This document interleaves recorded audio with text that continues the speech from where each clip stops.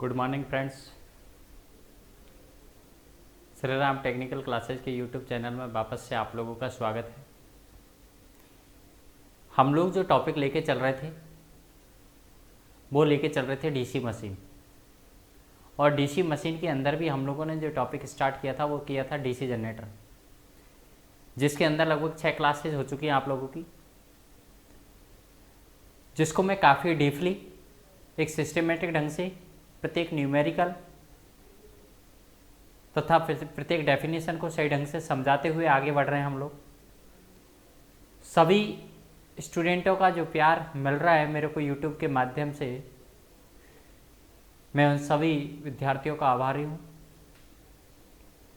लेकिन दोस्तों, जो एक्सेप्टेशंस मेरे को थी वो एक्सेप्टेशंस अभी फुलफिल नहीं हो पाई है। सबसे मेन चीज़ है बच्चे लाइव कम आ रहे हैं।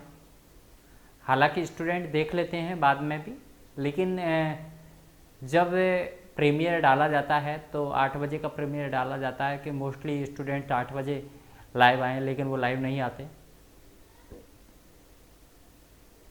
तो थोड़ा सा ऑड सा लगता है।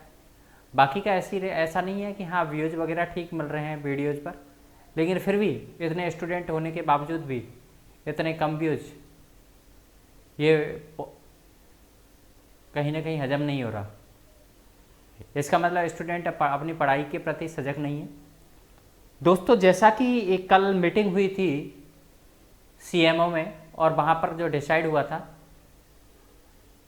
वैकेंसियों से रिलेटेड जो बातें हुई थी, उन बातों को ध्यान में रखते हुए हम लोगों ने जो हम लोग निष्कर्ष पर पहुँचे हैं, उससे ये लग रहा है कि वैकेंसी जल्दी ही आप लोगों की टेक्निकल हेल्पर जेई और एई की वैकेंसीज इलेक्ट्रिसिटी डिपार्टमेंट में जल्दी ही आप लोगों के सामने होंगी। तो दोस्तों, अपनी पढ़ाई को कंटिन्यू बनाए रखें, प्रिपरेशन कंटिन्यू रखें, क्योंकि एग्जामिनेशन नज़दीक आने पर या वैकेंसी डिक्लेयर होने पर सब लोग पढ़ाई करते हैं, लेकिन सिलेक्शन उन्हीं का हो पाता है जो रेगुलर पहले से ही स्टडी से जुड़े रहते हैं। तो फ्रेंड्सों,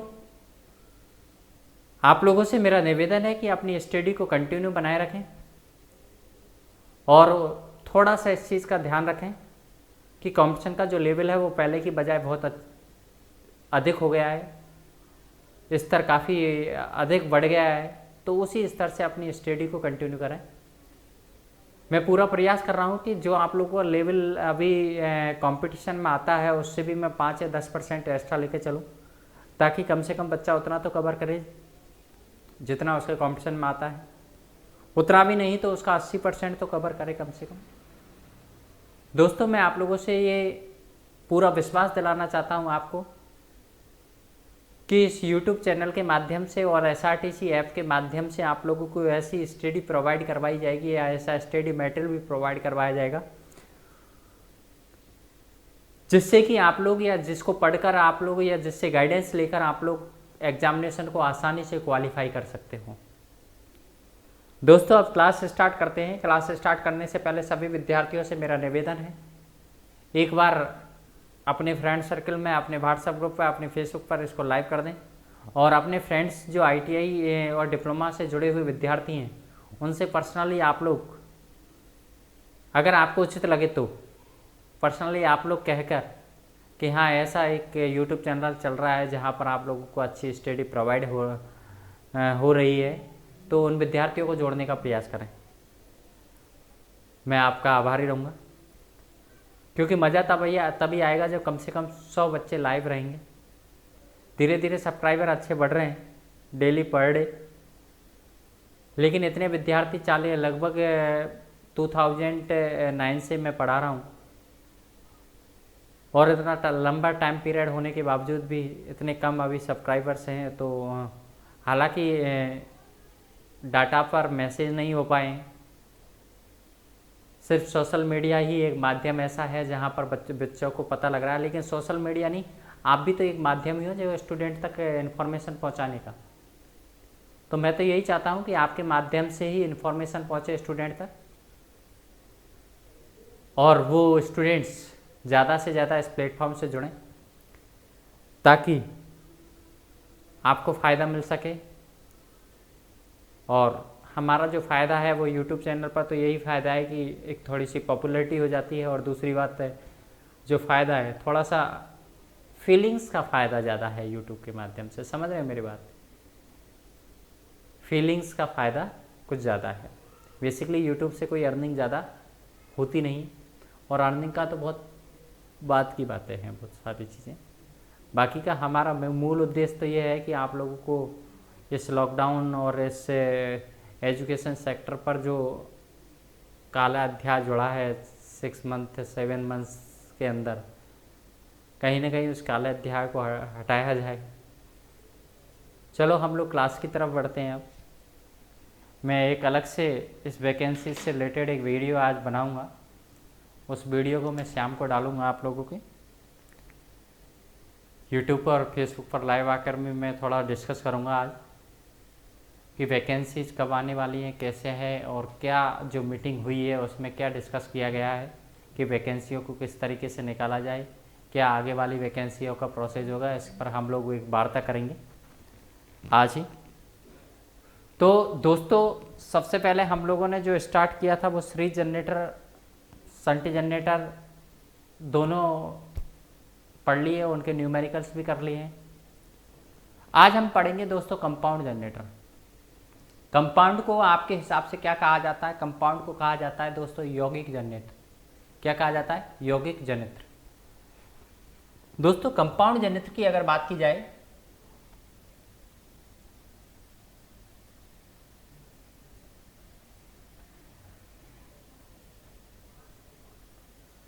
जिसे हिंदी में कहा जाता है यौगिक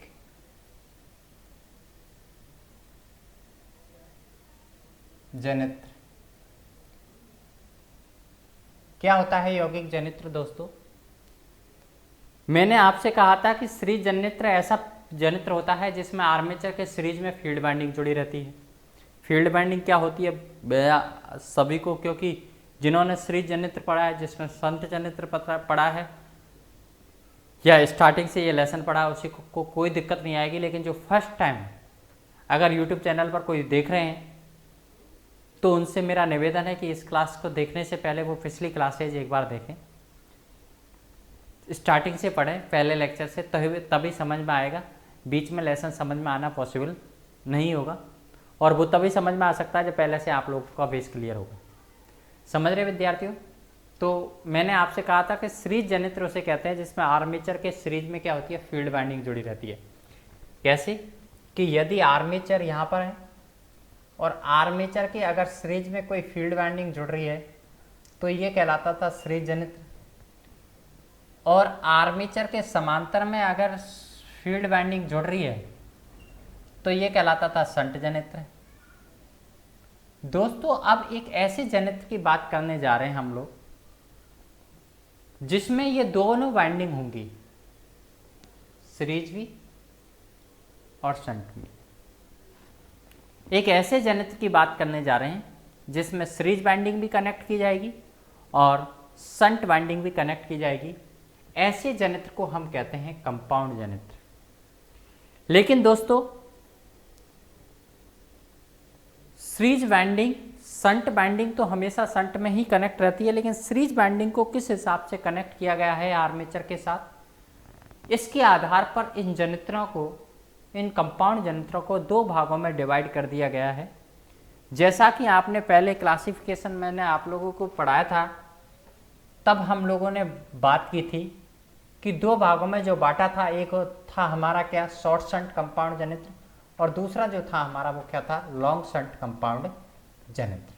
सबसे पहले दोस्तों हम शॉर्ट शंट कंपाउंड जनित्र के बारे में यहाँ पर पढ़ेंगे। सबसे पहले तो ये समझ में आ गया होगा कंपाउंड जनित्र किसे कहते हैं। कंपाउंड जनित्र क्या होता है? सीरीज और शंट दोनों जनित्रों का मिश्रण होता है। सीरीज और शंट दोनों जनित्रों का क्या होता है? मिश्रण। उसे कहते हैं हम कंपाउंड जनित्र। क्या कहते हैं? कंपाउंड जनित्र। सीरीज और शंट दोनों जनित्रों का जो मिश्रण होता है उसे क्या कहा जाता है? कंपाउंड जनरेटर कहा जाता है। और इस कंपाउंड जनरेटर को कितने भागों में बांटा गया है दोस्तों? दो भागों में बांटा गया है। इसके अंदर दोनों बाइंडिंग होती है, सीरीज बाइंडिंग भी और शंट बाइंडिंग भी। दो भागों में कौन कौन सी भागों में बांटा गया है? पहला है शॉर्ट शंट कंपाउंड जनित्र और दूसरा है लॉन्ग शंट कंपाउंड जनित्र। पहला जो है वो है short shunt compound generator.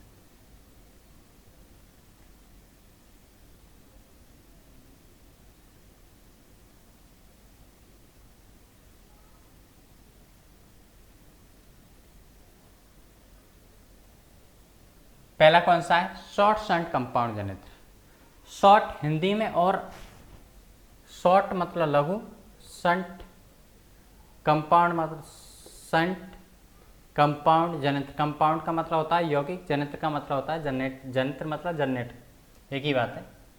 Short shunt compound generator की अगर बात करें तो दोस्तों इधर समझने का प्रयास करना। नाम से ही पता लग रहा है कि आर्मेचर और field winding, shunt field winding दोनों एक शॉर्ट तरीके से कनेक्टेड रहते हैं, यहाँ पर इस तरीके से, तो ये शॉर्ट शंट कहलाएगा। शॉर्ट मतलब कि एकदम बिल्कुल शॉर्ट तरीके से यहाँ पर फील्ड वाइंडिंग को धारा मिलती है, तो इसे कहते हैं शॉर्ट शंट। ऐसी कंडीशन में जो सीरीज वाइंडिंग कनेक्ट रहती है वो लोड के साथ कनेक्ट रहती है। कहाँ कनेक्ट रहती है? लोड के साथ कनेक्ट रहती है, आर्मेचर के साथ कनेक्ट नहीं रहती, लोड के साथ कनेक्ट रहती है, और इसे कहा जाता है शॉर्ट शंट कंपाउंड जनरेटर। क्या कहा जाता है दोस्तों? Short shunt compound generator. अब मैं यहाँ पर वैल्यूज लिखने वाला हूँ, जिस वैल्यूज को हम लोग, यहाँ पर आर्मेचर है तो आर्मेचर का जो प्रतिरोध कहलाएगा वो कहलाएगा RA।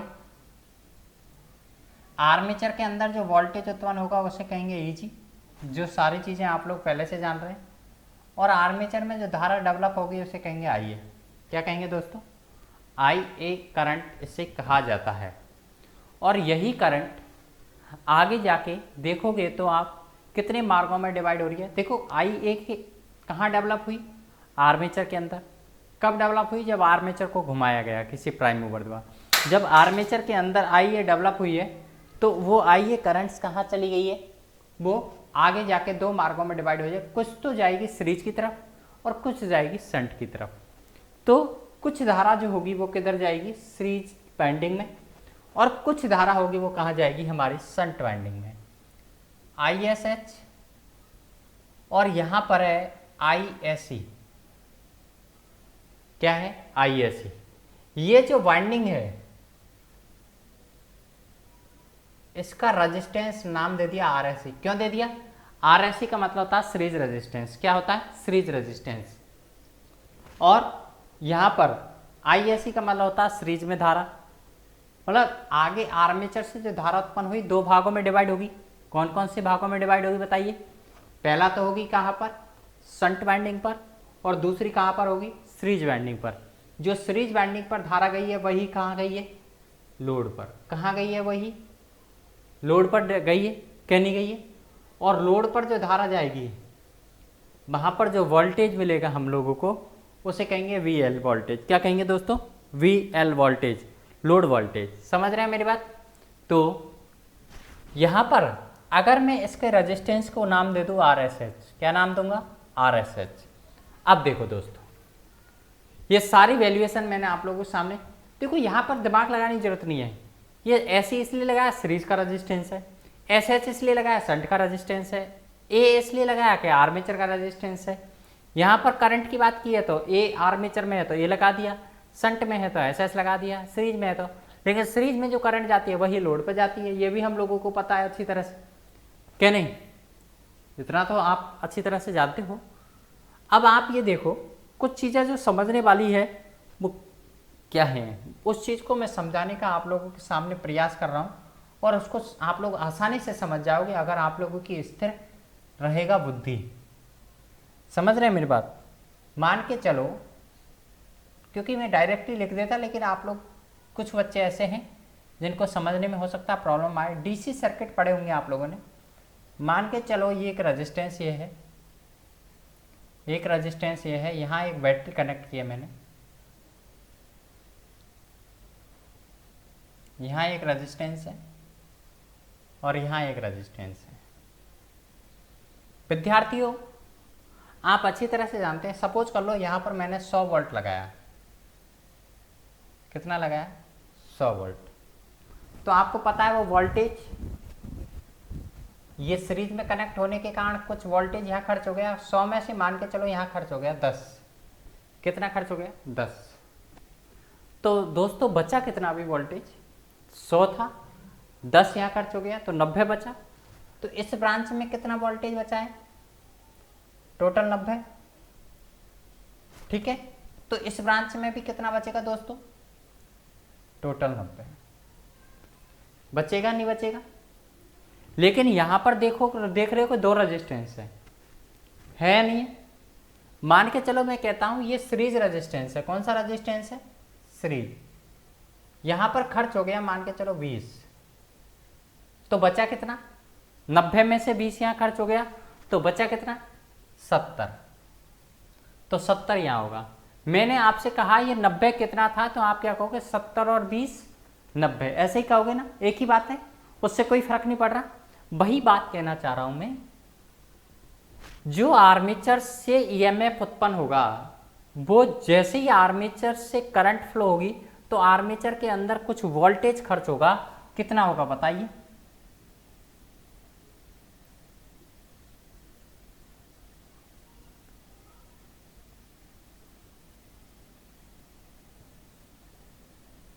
कितना होगा बताइए। आर्मेचर के अंदर खर्च voltage I A into R A, कितना है, आई ए इंटू आर ए। क्या नहीं, किस में से खर्च हुआ ये ईजी जो उत्पन्न हुआ था उसी का ही पार्ट से, उसी में से ही खर्च हुआ है। अब जो वोल्टेज बचेगा, कितना बचेगा, ईजी में से आई ए आर ए को घटा देंगे, जो खर्च होता जाए उसको घटाते जाओ, इसको घटा देंगे तो बाकी का बच जाएगा। लेकिन बचेगा वो पूरा का पूरा इस ब्रांच में मिलेगा, क्योंकि देखो ये इसके मैंने कहा 100 उत्पन्न हुआ, यहां पर ये आई ए आर ए यहां पर खर्च हो गया। अब बचा कितना, इसको घटा देंगे तो बचा कितना, 100 माइनस 10, यही बचा है जिसे 90 आप लोगों ने नाम दिया। तो वो इस ब्रांच में पूरे में बचा है। सीरीज रेजिस्टेंस है तो वो यहाँ पर दर्शा दिया मैंने, लोड रेजिस्टेंस है तो वो यहाँ दर्शा दिया मैंने। तो मैं क्या देख रहा हूँ कि कुछ वोल्टेज इस पर भी खर्च होगा। सीरीज पर कितना खर्च होगा बताओ, सीरीज पर कितना खर्च होगा, हैं सीरीज पर खर्च कितना होगा। मैंने कहा ना, खर्च वोल्टेज कहीं निकालोगे तो धारा और रेजिस्टेंस को गुणा कर दो। और अब जैसे ईजी में से पहले तो ये घटा दिया, बचा जो इस ब्रांच में, फिर इसको भी घटा दोगे तो बाकी का बचा हुआ यहाँ मिल जाएगा। तो मुझे बताओ इधर वोल्टेज कितना मिलेगा, इधर मिलने वाला वोल्टेज कितना होगा। इस संट के एक्रॉस में, इस संट के एक्रॉस में जो वोल्टेज हमें मिलेगा वो कितना मिलेगा, जवाब आप लोगों को आना चाहिए। इस संट के एक्रॉस में जो वोल्टेज हमें मिलेगा वो कितना मिलेगा। देखो उसको याद करने के 2 तरीके हैं। आप कहोगे सर 90 मिलेगा, 90 कैसे याद किया, 100 माइनस 10 ऐसे याद किया, या तो ऐसे कर लो। लेकिन मैंने आपसे कहा भाई मुझे तो सिर्फ इस ब्रांच से लेना देना है, मुझे लोड वोल्टेज दे दिया, ईजी दिया ही नहीं, तब क्या करोगे, क्या साहब यहाँ पर दे रखा है तो भी कोई दिक्कत नहीं है, 70 प्लस 20 ऐसे भी याद कर सकते हैं, क्योंकि इस ब्रांच में जितना वोल्टेज होगा उतना ही इस ब्रांच में, उतना ही इस ब्रांच में, क्योंकि समांतर क्रम में वोल्टेज बराबर होता है। क्या सब कैसे, इसमें तो 110 हो गए, 110 नहीं है, खर्च हुआ है यहाँ पर उत्पन्न हो रहा है, तो 100 माइनस 10 90 ही है इसमें भी, और इसमें भी 90 रहेगा, इसमें भी 90 रहेगा। तो आप ऐसे कह सकते हैं 70 प्लस 20, ये 70 क्या है, ये 70 क्या है, ये बी एल है, ये 20 क्या है, ये I S C R S C है। तो कहने का मतलब बी एल को I S C R S C में जोड़ दूँ, इधर वोल्टेज मिल जाएगा। तो आप लोग क्या कहोगे, मैं कहूँगा sir V L plus I S C R S C, इतना वोल्टेज मिलेगा क्या, नहीं मिलेगा ना, B L plus I S C R S C, क्योंकि इस ब्रांच में जो वोल्टेज होगा ना वही इस ब्रांच में होगा, समांतर का में वोल्टेज बराबर होगा। जब यहां आप लोगों को वोल्टेज पता लग गया, जब आपको यहां वोल्टेज पता लग गया तो यहां धारा निकालने में, कल के दिन मैंने धारा दी नहीं, आर्मेचर धारा पता नहीं है मुझे, सिर्फ ये धारा पता है, या फिर मुझे ये एस एच भी धारा पता नहीं है। तो आई एस एस निकालने का फॉर्मूला क्या होगा बताइए आप लोग, कैसे निकालोगे। 2 तरीके हैं आई एस एस निकालने के। एक तो ये है कि आई ए दे रखा है और आई एस सी दे रखा है। तो अगर आई ए दे रखा है, मान के चलो ये 10 दे रखा है, 10 में से 7 इधर, ये 7 दे रखा है, तो 10 में से 7 गया तो बचा कितना, 3, बाकी का 3 इधर जाएगा। क्योंकि आप KCL नियम पढ़ चुके होंगे, किरचॉफ का धारा नियम क्या कहता है, किसी नोड बिंदु पर आने वाली धारा तथा उस नोड बिंदु से जाने वाली धारा हमेशा क्या रहती है, बराबर। तो आने वाली धारा कितनी है, IA, जाने वाली धारा क्या है, ISC और ISH, मतलब इन दोनों का योग इसके बराबर होगा। मैंने कहा, अगर मैंने कहा ये 10 है, ये 7 इधर गई तो बची कितनी, 3 इधर जाएगी, लेकिन मुझे ये पता ही नहीं है कि ये 10 है, तो फिर कैसे निकालोगे। तो निकालने का तरीका तो पता होना चाहिए ना। देखो जैसे आप लोगों ने यहाँ पर वोल्टेज याद किया, तो वोल्टेज निकालने का सूत्र क्या है, I इंटू आर ए। यहाँ पे भी सीरीज में वोल्टेज याद किया तो क्या है सूत्र, ISC इंटू RSC। इसी तरह से धारा निकालने का सूत्र क्या बताओ, धारा निकालने का सूत्र है I बराबर B upon R, B upon R. तो कहाँ धारा निकाल रहे हो आप लोग, धारा कहाँ पर निकालना चाह रहे हो आप, धारा शंट में निकालना चाह रहे हो। शंट वाइंडिंग जो है ना, इसमें ISH कितना होगा, कैसा, वहां पर वोल्टेज जो है ना, उस वोल्टेज में वहां पर रेजिस्टेंस का भाग दे दो। I बराबर B अपॉन आर ही होता है ना, तो B कितना है यहाँ पर वोल्टेज कितना बताओ, यहाँ पर वोल्टेज कितना है। अभी थोड़ी देर पहले तो पता किया यार, इस ब्रांच के बराबर वोल्टेज ही इस ब्रांच में रहेगा, तो इस ब्रांच में वोल्टेज कितना है, VL प्लस और कितना है, ISC RSC। क्या ये सर यहाँ वोल्टेज, अरे B का सूत्र ISC इंटू RSC तो होता है यार, ये अभी सीरीज में वोल्टेज ड्रॉप निकाला है ना, ISC RSC, तो ड्रॉप को जोड़ोगे VL के साथ तभी तो पूरा वोल्टेज मिलेगा इस ब्रांच में। मैंने बोला 70 प्लस 20, तो 70 प्लस 20 ही तो कर रहा हूं, तो VL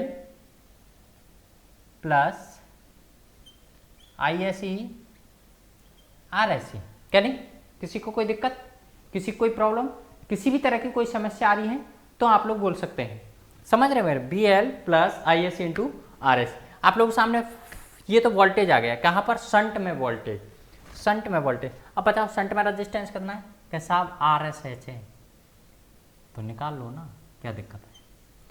अब आर्मेचर धारा निकालना चाहे तो क्या साहब, आर्मेचर धारा मान के चलो दही नहीं रखी मुझे, तो कैसे निकालोगे, कैसे निकालोगे। अब देखो मान के चलो ISC दे रखा है और ISH दे रखा है, तो दोनों को जोड़ दो, ISC और ISH दोनों को जोड़ोगे तभी तो धारा निकलेगी। क्या नहीं, सच कह रहे हैं, किसी को कोई दिक्कत है, प्रॉब्लम हो तो बोल सकता है। चलो ठीक, आगे बात कर लेते हैं हम लोग कि अब बताओ मुझे, आप लोगों में से बताओगे कि EG कितना होगा। दिमाग दौड़ाओ, अपने माइंड को दौड़ाओ, फटाफट दौड़ाओ, EG कितना होगा।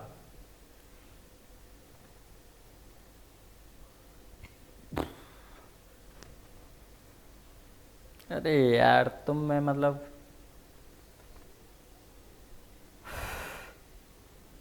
आपको अच्छी तरह से पता है कि EG कितना है, 100। इसको छोड़ो, आप एक बार इसको पकड़ो, 100 क्या था कि साहब 90 प्लस 10, 100 उत्पन्न हुआ, 10 यहाँ खर्च हुआ, बचा 90, तो वो इस ब्रांच में खर्च हुआ। अगर ये 90 पता लग जाए मुझे और ये 10 पता लग जाए तो ये 100 पता लग जाएगा ना, जोड़ देंगे इसको। 90 कैसे पता करेंगे, 70 प्लस 20 प्लस 10 बराबर 100। क्या ऐसे ही करोगे क्या, और कोई तरीका है, तरीका हो तो बता दो, मैं मेरे हिसाब से तो यही तरीका। तो EG बराबर क्या, कैसे याद करो बताओ। ये 100 क्या है, VL मतलब लोड पर वोल्टेज प्लस सीरीज में खर्च वोल्टेज प्लस आर्मेचर पर खर्च वोल्टेज। ठीक है, जो खर्च हुआ है वोल्टेज वो जोड़ दोगे, समझ रहे हैं मेरी बात। आपके पास क्या मिल जाएगा, EG। इसी तरह से VL याद कर लोगे। VL कैसे याद करोगे बताओ। अगर बुर्स वोल्टेज और है तो उसको जोड़ोगे, ध्यान रखना, बार बार मुझे बताने की जरूरत नहीं है उसको, समझ रहे हैं मेरी बात। वो दे रखा है तो ही करोगे, नहीं दे रखा तो अदरवाइज कोई उससे फर्क है नहीं पड़ रहा है। VL कैसे याद करोगे, मैंने कहा VL क्या है, 70। कैसे याद किया आपने, 100 माइनस 10 माइनस 20, तो 100 क्या था ईजी? ईजी तो था 100 भाई। ये 10 क्या था आई आर ए? अरे ऐसे कर लो ना यार, बी एल याद करना चाह रहा हूँ तो स्कोर इसको छांतड़ करोगे तो माइनस का हो जाएगा ना। I R A minus I S C, ये लो। किसी को भी कोई समस्या आ रही है तो बता, मेरे हिसाब से तो नहीं आनी चाहिए। चलो ये हमारी क्या हुई,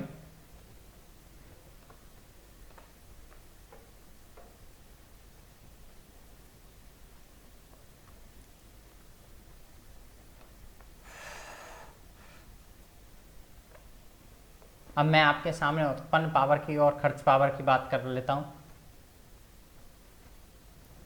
डेवलप्ड पावर क्या होगी दोस्तों?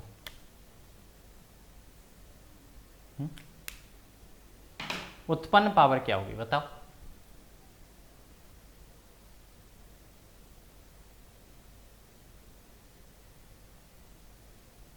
अरे उत्पन्न पावर तो वही रहती है जो हम लोग पढ़ते आ रहे हैं पिछले सवालों में, वी एल इंटू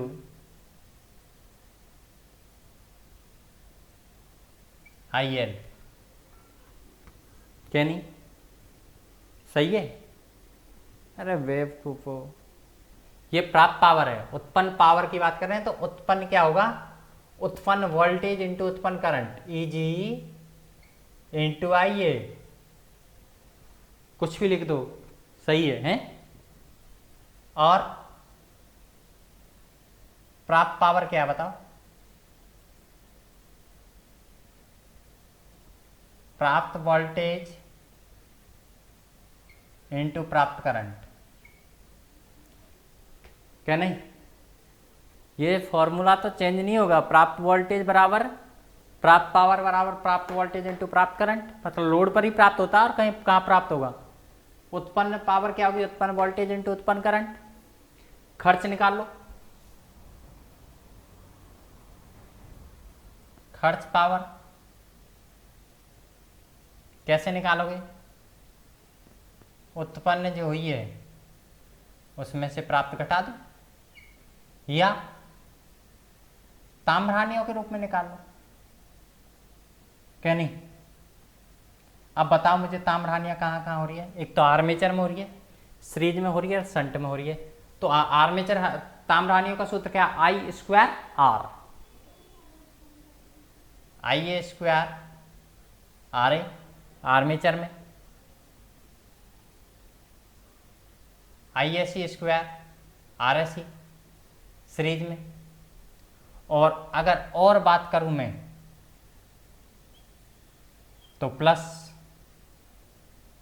आई S H square R S H, इन सबको जोड़ दोगे ये ताम्रहानियां आप लोगों के सामने निकल के आ जाएगी। ये हमारा क्या हुआ? शॉर्ट शंट कंपाउंड जनित्र। दोस्तों क्या हुआ? ये शॉर्ट शंट कंपाउंड जनित्र। इस तरह से हम लोग शॉर्ट शंट कंपाउंड जनित्र, आप लोग स्क्रीनशॉट ले सकते हैं। किसी को समस्या हो तो हम लोग आगे न्यूमेरिकल्स करेंगे तो वो समस्याएं सॉल्व हो जाएंगी आपकी। स्क्रीनशॉट ले लो फटाफट, फिर आगे बढ़ते हैं। ओके, थैंक यू, धन्यवाद। हाँ दोस्तों, अब आपके दिमाग में एक ख्याल आ रहा होगा कि सर ने यहाँ पर एप्लीकेशन अर्थात इसके उपयोग नहीं बताए। ध्यान रखना हमेशा, आर्मेचर वाइंडिंग का रेजिस्टेंस लो होता है, फील्ड सीरीज वाइंडिंग का रेजिस्टेंस लो होता है, लेकिन शंट वाइंडिंग का रेजिस्टेंस हमेशा हाई होता है। इसमें आप लोगों को ज़्यादा दिमाग लगाने की ज़रूरत नहीं है। और एप्लीकेशन की यहाँ पर अगर बात करूँगा, उपयोग की अगर बात करूँगा मैं, तो उपयोग ध्यान रखना दोस्तों, उपयोग की अगर बात करूँगा तो उपयोग शॉर्ट शंट या लॉन्ग शंट के हिसाब से नहीं होते। आगे हम पढ़ेंगे कम्युलेटिव और डिफरेंशियल, तो उसके आधार पर होते हैं। इनको ही बांटा है, लेकिन अभी मैं जिक्र नहीं करूँगा यहाँ पर उसका। तो ये चीज़ें आप लोगों के आसानी से समझ में आ गई होगी। थोड़ा सा और 2 मिनट में रिवाइज कर देता हूँ उसको। ईजी डेवलप हुआ, आई आर ए यहाँ खर्च हो गया। खर्च होने के बाद जो बचा हुआ वोल्टेज है वही इस ब्रांच में होगा और वही इस ब्रांच में होगा। तो इस ब्रांच में जो वोल्टेज आएगा वो भी 2 जगह बट जाएगा। एक तो सीरीज बाइंडिंग पे कुछ खर्च हो जाएगा और बाकी का लोड पर। सीरीज पे कितना खर्च होगा? I S C into R S C, क्योंकि खर्च वोल्टेज तो आई इंटू आर होता है, वो खर्चा हो गया, बाकी का बचा हुआ वोल्टेज VL यहाँ पर मिल गया। तो आप लोगों से जब इधर वोल्टेज पता नहीं हो आप लोगों को, तो यहाँ पर देख लो आप वोल्टेज, इस ब्रांच में जो टोटल वोल्टेज है ना वही इस ब्रांच में होगा।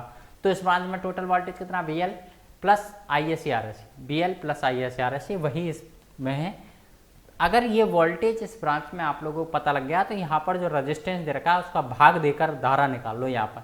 अब यहाँ पर जब धारा निकल आएगी और यहाँ पर जब धारा पता होगी, तो दोनों धाराओं को जोड़ के आर्मेचर धारा याद कर सकते हैं। समझ रहे हैं मेरी बात? तो EG कैसे याद करोगे, तो पीछे से जैसे यहाँ से EG उत्पन्न हुआ था, यहाँ खर्च हुआ, यहाँ खर्च हुआ और बाकी का मिल गया लोड पर। तो आप लोग के हिसाब कितना उत्पन्न हुआ था, जो खर्च हुआ है उसको जोड़ते चलोगे ना, जो मिला है आपके पास। तो मिला कितना VL प्लस खर्च कितना हुआ ISC RSC और खर्च कितना हुआ IRA। कि सर इधर नहीं हो रहा क्या?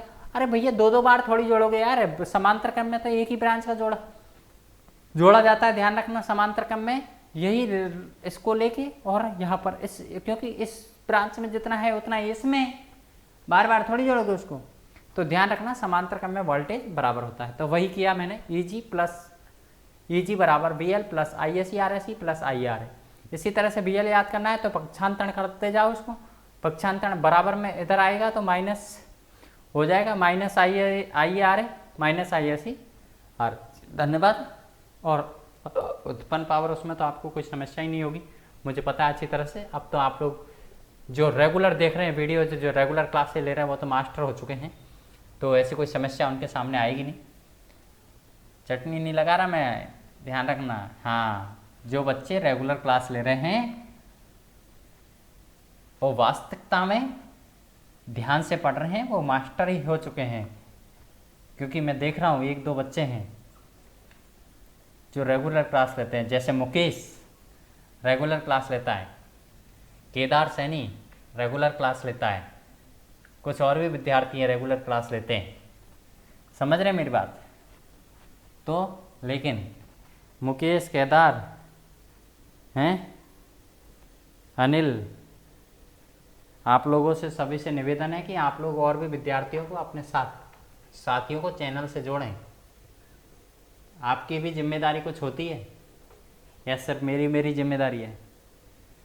हाँ, जब मैं आप लोगों को मेहनत करके, शायद आपको पता नहीं है, क्लास लेने से सिर्फ 10 मिनट पहले ही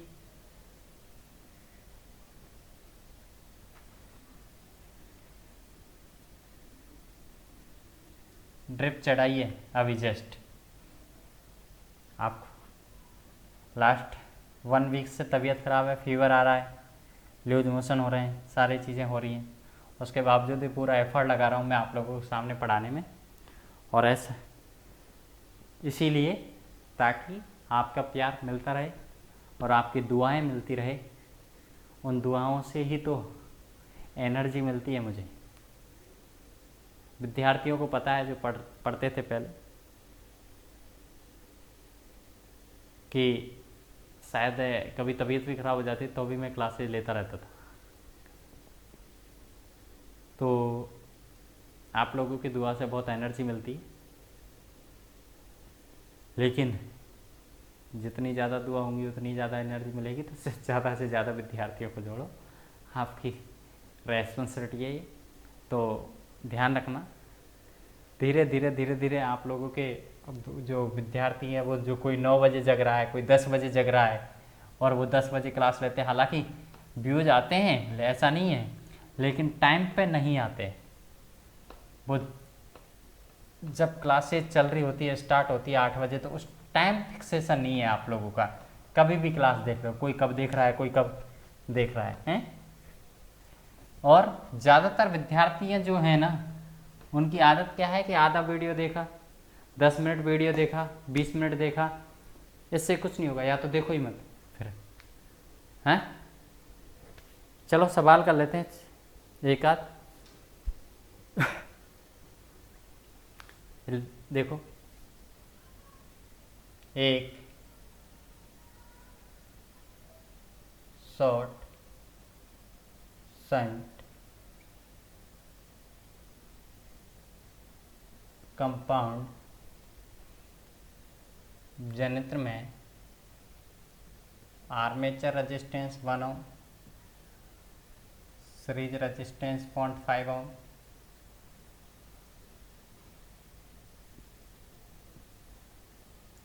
शंट रेजिस्टेंस 100 ओम, कितना है 100 ओम। यदि फुल लोड पर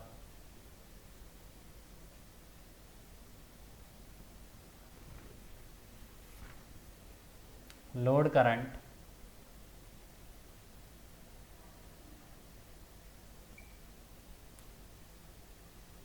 कितना है 20 एम्पियर हो तथा लोड वोल्टेज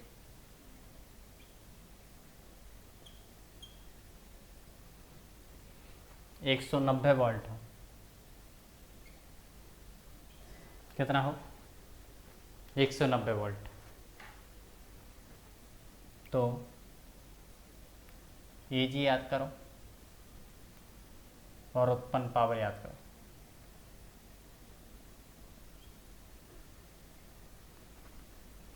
Eg मतलब उत्पन्न वोल्टेज याद करो और उत्पन्न पावर याद करो। देखो दोस्तों, आप लोगों को अच्छी तरह से पता है, मैं डायग्राम बना देता हूं थोड़ा, जिसमें आप लोगों को समझने में थोड़ी सी आसानी रहे।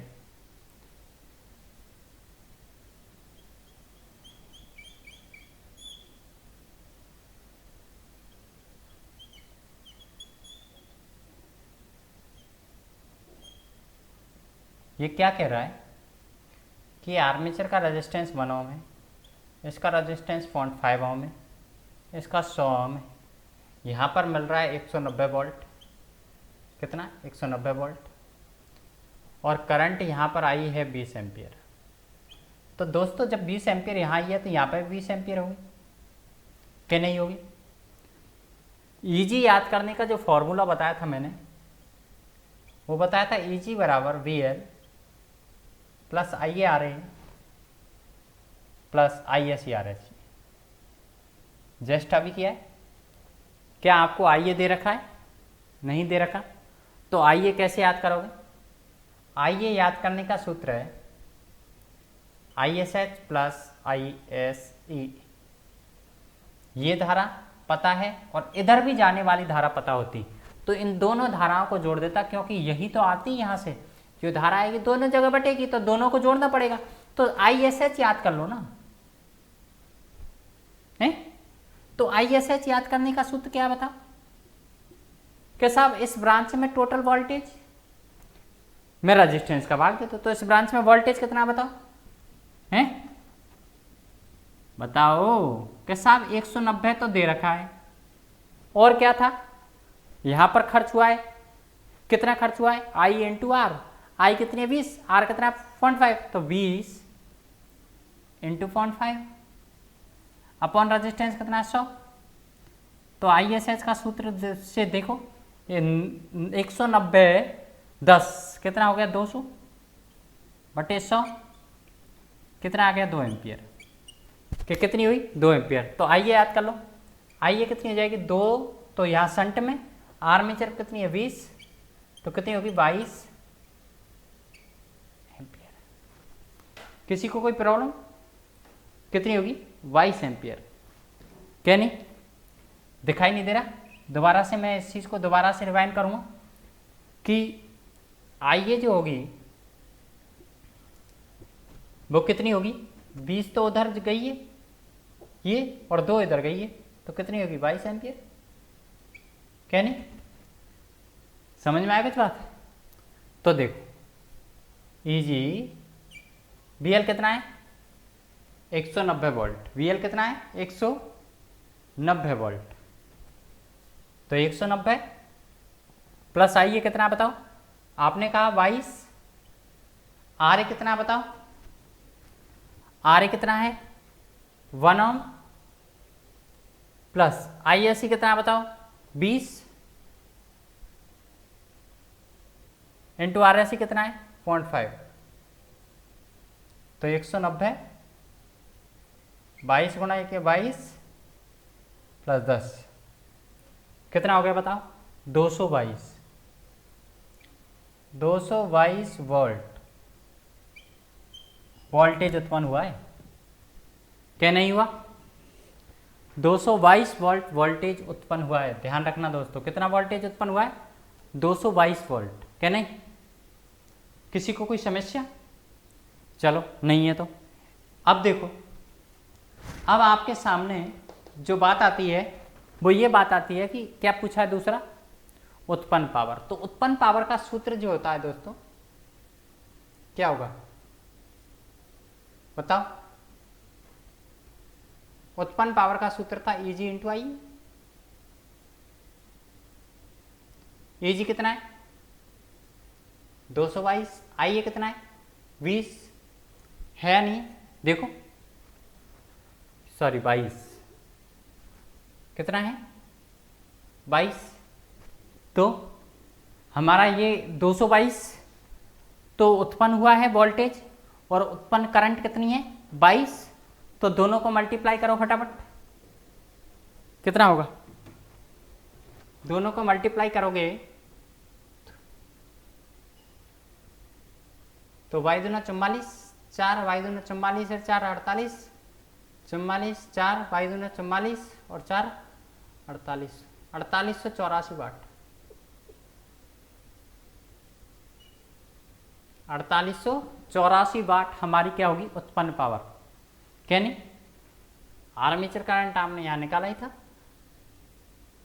20 प्लस 2 बराबर 22। लो, अगर आप लोगों से कभी खर्च पावर ने पूछ ले तो प्राप्त वोल्टेज कितना है, प्राप्त पावर याद पूछ ले तो प्राप्त पावर में दिमाग लगाने की जरूरत नहीं है, 190 इंटू 20 कर देना, 19 दूना 38, 3800 वाट होगी। अगर कभी आप लोगों से ये पूछ ले कि प्राप्त कितनी हुई है पावर, तो दिमाग लगाने की ज़्यादा जरूरत नहीं है।